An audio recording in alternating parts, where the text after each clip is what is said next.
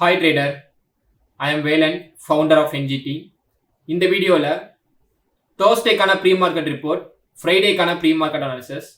So already ப்ரீவியஸாக என்ன analyse பண்ணியிருந்தோமோ அது இன்னைக்கு எந்த அளவுக்கு ஒர்க் ஆயிருக்கு, ஸோ நமக்கு இன்னைக்கு என்ன ட்ரேட் கிடச்சி, ஸோ இதோட ஓவரால் ஒரு சின்ன ஸ்மால் ரிப்போர்ட்.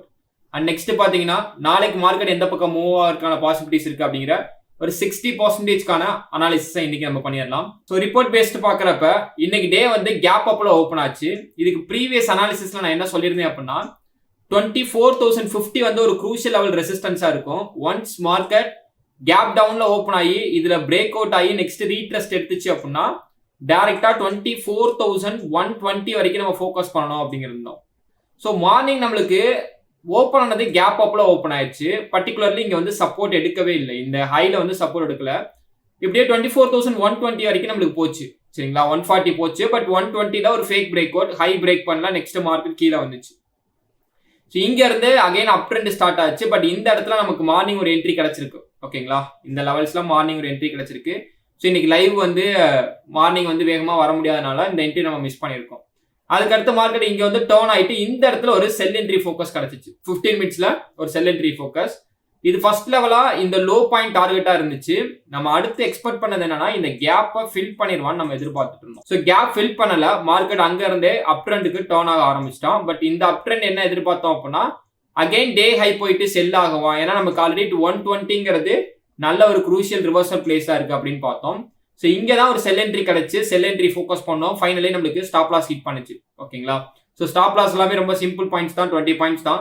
அடுத்தடுத்து நாம ஒரு பிக் என்ட்ரிஸ் கேப்சர் பண்றப்ப அது ஈஸியாக ரெக்கவரி ஆயிரும். ஸ்டாப் லாஸை கேப்சர் பண்ணிருந்தீங்க அப்படின்னா அது ஒரு விஷயமே கிடையாது, விடுங்க. அடுத்தடுத்த ட்ரேட்ஸ் வந்து நம்ம பார்த்துக்கலாம், அது ஒரு விஷயமே இல்லை பெருசா, ஓகேங்களா? ஸோ அதனால ஸ்டாப் லாஸ் எண்ணி வருத்தப்படாதீங்க. ட்ரேடிங்கை பொறுத்த அளவுக்கு part of the trade stop loss இருக்கு, டார்கெட் இருக்கு, ஓகே? இது ரொம்ப சிம்பிளா புரிஞ்சுக்கோங்க.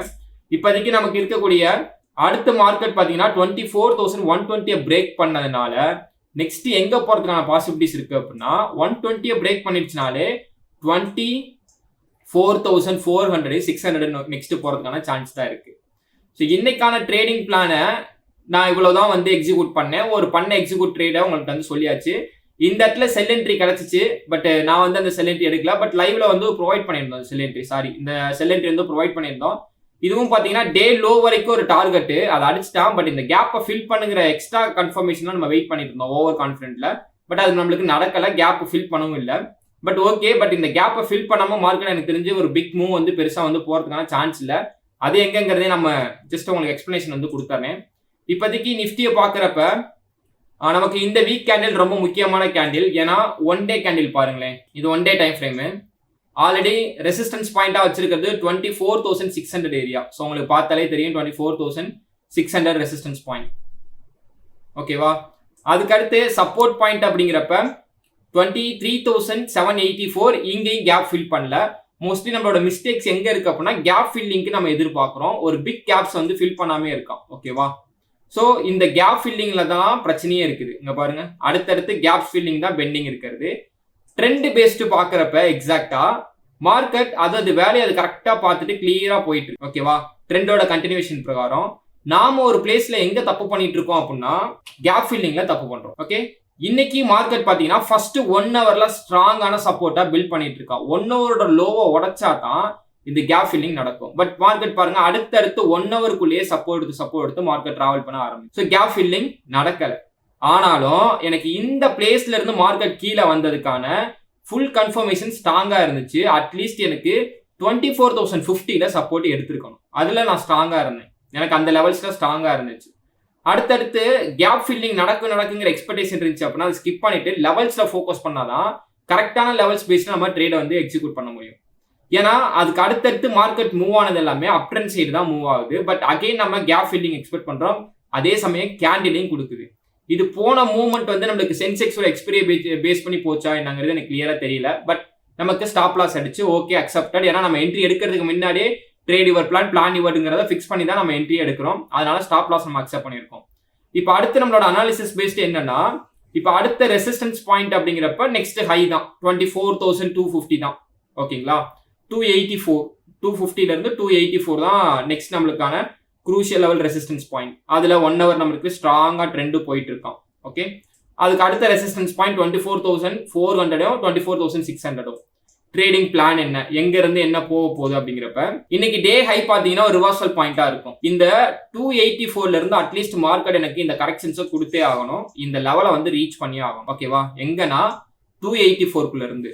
அப்ப 2 விதமா நான் எதிர்பார்க்க முடியும். ஒன்னு இதுல பிரேக் அவுட் ஆகணும் அப்படின்றப்ப ஃபேக் பிரேக் அவுட் இல்லை அப்படின்னா கண்டிப்பா அப்ப 284 போவாங்கிறத ஃபிக்ஸ் பண்ணிக்காங்க. ஓகே, இடையில எங்கேயுமே நம்ம ஸ்டாப் ஆகணும். 284 நல்ல ரெசிஸ்டன்ஸ் லெவல், அது வரைக்கும் நம்ம வெயிட் பண்ணிக்கலாம். 270ல இருந்து 284 24,284 வரைக்கும் இந்த ரேஞ்ச். இங்க இருந்து ரிவர்சல் ஆச்சுன்னா சிம்பிள், இதுல ஃபர்ஸ்ட் 50% ஆன 150 வரைக்கும் ஒரு டார்கெட்டை ஃபோக்கஸ் பண்ணலாம். அதுக்கு அடுத்த டார்கெட் தான் 24,050 வரைக்கும் அடுத்த லெவல் டார்கெட் இருக்கு.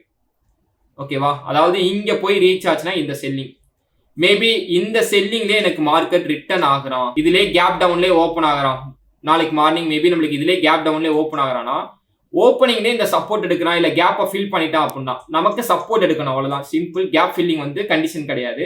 பட் நமக்கு சப்போர்ட் எடுத்துட்டான் அப்படின்னா ப்ராப்ளமே இல்லை. ஸோ டேரெக்டாக நம்ம இங்கேருந்து என்ன பண்ணலாம், பை என்ட்ரி எடுத்து ஃபர்ஸ்ட் லெவல் டார்கெட்டா 24,194, நெக்ஸ்ட் லெவல் 24,284. அது இந்த இடத்துல சப்போர்ட் எடுக்கணும். இல்லைன்னா இங்கே பிரேக் அவுட் ஆனால் பிரேக் அவுட் என்ட்ரி, சப்போர்ட் எடுத்தா இங்க இருந்தே நம்ம டிராவல் பண்ண ஆரம்பிச்சிடலாம். ஸோ நாளைக்கு டே ரொம்ப ரொம்ப முக்கியமான டே. ஏன்னா வீக்லி க்ளோசிங் வந்து நம்மளுக்கு நாளைக்கு இம்பார்ட்டன்ட்.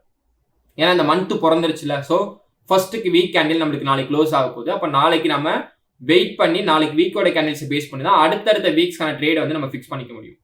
இப்பயும் சொல்றேன், 24,051 of the crucial support, 24,601 of the crucial level resistance. இதுக்குள்ளதான் மார்க்கெட்டோட டிராவல் நெக்ஸ்ட் இருக்க போகுது. ஸோ 50ல ஸ்ட்ராங்கா சப்போர்ட் எடுத்தா எனக்கு 600 போகும்.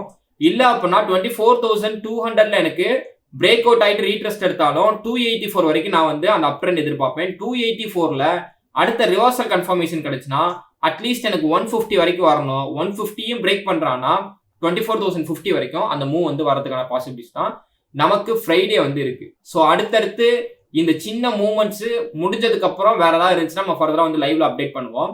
இது ஜஸ்ட் ஒரு பிரைஸ் பேஸ்டு இருக்கக்கூடிய ஒரு வியூ தான். இது ஒரு 60% ஆஃப் ட்ரேடிங் பிளான் தான். மீதி 40% ஆஃப் ட்ரேடிங் பிளான் நாளைக்கு லைவ்ல தான் நம்ம எக்ஸிக்யூட் பண்ண போறோம். எவ்ரிடேவும் அனாலிசிஸ் வீடியோ இந்த லைவ் பாக்குறீங்க அப்படிங்கிறப்ப எனக்கு தெரிஞ்சு உங்களுக்கு பேஷன்ஸ் நேரம் பயங்கரமா இம்ப்ரூவ் ஆக ஆரம்பிச்சிருக்கும். நம்மளோட லைவோட ஃபோக்கஸ், அனாலிசிஸ் வீடியோட ஃபோக்கஸ் என்னன்னா மெயினா உங்களுக்கு ட்ரேடிங்கை பொறுத்தளவுக்கு பேஷன்ஸ் இன்க்ரீஸ் ஆகணும், அன்வான்ட் என்ட்ரிஸா அவாய்ட் பண்ணணும், குவாலிட்டியான என்ட்ரிஸா எடுக்கணும். குவாலிட்டியான என்ட்ரிஸ்ல ஸ்டாப் லாஸ் அக்செப்ட் பண்ணணும், டார்கெட் அக்செப்ட் பண்ணணும். அவுட்கம் எப்பவுமே நம்ம கையில கிடையாது, மார்க்கெட் கையில மட்டும் தான் இருக்கு. ஸோ அதனால எவ்ரிடேவும் அனாலிசிஸ் வீடியோ லைவ் பாக்குறீங்க அப்படின்னாலே எமோஷனல் ட்ரேட்ஸ் உங்களுக்கு இருக்காது. அது கண்ட்ரோல் ஆக ஆட்டோமேட்டிக்கா ஆரம்பிச்சிடும். எமோஷனல் ட்ரேட் கண்ட்ரோல் ஆச்சுனாலே உங்களுக்கும் ஒரு ட்ரேடிங் பிளானை கிரியேட் பண்ணுவீங்க. அந்த ட்ரேடிங் பிளானை 100% எக்ஸிக்யூட் பண்ணா அட்லீஸ்ட் நீங்க மந்த் எண்ட்ல இன்னைக்கு ஒரு ப்ரோ சொன்ன மாதிரி 1% நீங்க ப்ராஃபிட்ல இருக்கணும். இந்த ட்ரேடிங்கை பொறுத்தளவுக்கு கேபிட்டல் வாஷ் அவுட் ஆகிறது எல்லாமே எமோஷனல் ட்ரேட் தான். அது வந்து ஒரு சப்போர்ட் இல்லாமல் இருக்கும். ஸோ நம்மளோட சப்போர்ட் இருக்கனால உங்களால் அதை கண்டினியூஸாக வந்து பண்ண முடியும். அதை ஒரு நல்லா கொஞ்சம் டிசிப்ளினா ஒரு பிளானை கிரியேட் பண்ணி வச்சிட்டீங்க அப்படின்னா மந்த்லி ஒரு நீங்க ஒர்க்கு போய் ஒரு சம்பாதிக்கக்கூடிய வருமானத்தை இந்த ட்ரேடிங்ல இருந்து எடுக்க முடியும். அதை நீங்க எவ்ரிடேவும் லைவ் அட்டன் பண்றவங்களுக்கு நல்லாவே புரிஞ்சிருக்கும். இது வரைக்கும் நம்மளோட லைவ் அட்டன் பண்ணிட்டு இருக்கவங்க, ஸோ நம்மளோட லைவ் எப்படி போயிட்டு இருக்கு, அனாலிசிஸ் வீடியோலாம் எப்படி போயிட்டு இருக்கு, உங்களுக்கு ஹெல்ப்ஃபுல்லா இருக்கா இல்லையா அப்படிங்கிறத மறக்காம கமெண்ட் செக்ஷன்ல கமெண்ட் பண்ணுங்க. ஏன்னா புதுசா ஒரு சப்ஸ்கிரைபர் வந்து பாக்குறாங்க அப்படிங்கிறப்ப ஸோ அவங்களுக்கு நம்மளோட சேனல் எந்த அளவுக்கு ஹெல்ப்ஃபுல்லா இருக்கும், உங்களோட சப்போர்ட் எந்த லெவலுக்கு இருக்கு அப்படிங்கிறத அவங்களுக்கு தெரிஞ்சுக்குவாங்க. ஓகேவா? ஸோ நியூ மெம்பரா இருந்தீங்கன்னா சேனலை மறக்காம சப்ஸ்கிரைப் பண்ணி வச்சுக்கோங்க. Everyday analysis video and live வந்து ஃபாலோ பண்ணுங்க. And next, I am not a SEBI registered investment advisor. This video full and fully education purpose only. Okay, thanks for watching. Thank you.